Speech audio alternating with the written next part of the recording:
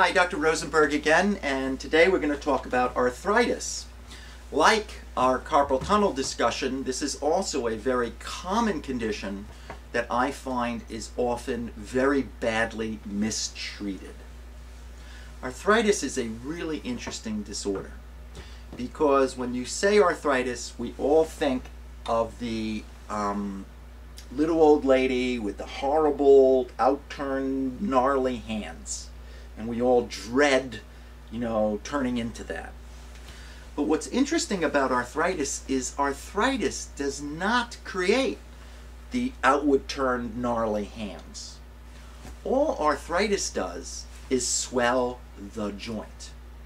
What creates the outward turned, gnarly hands is that arthritis patient with a loose, swollen joint using their hands, because all power movements of the hand are ulnar deviating, meaning they turn out.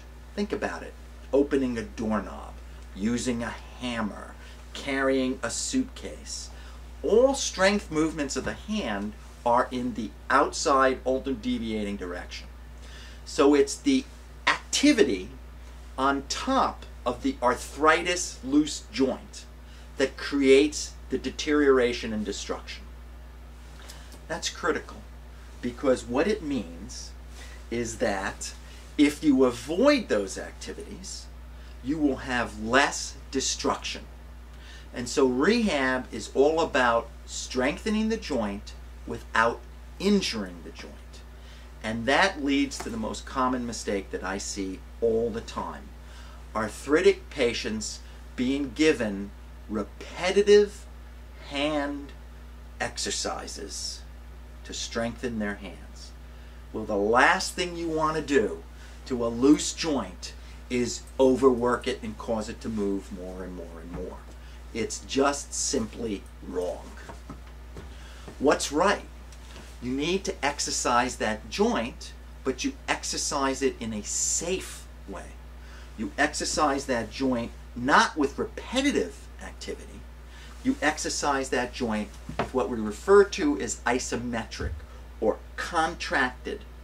So you've got the joint, you've protected it, you've got it on a block, or you've got it in a splint, or the therapist is holding it, and you contract those muscles and hold them for 10 seconds and then relax them. Contract them and relax them. The difference is you're protecting the joint, you're not doing repetitive activity to that joint.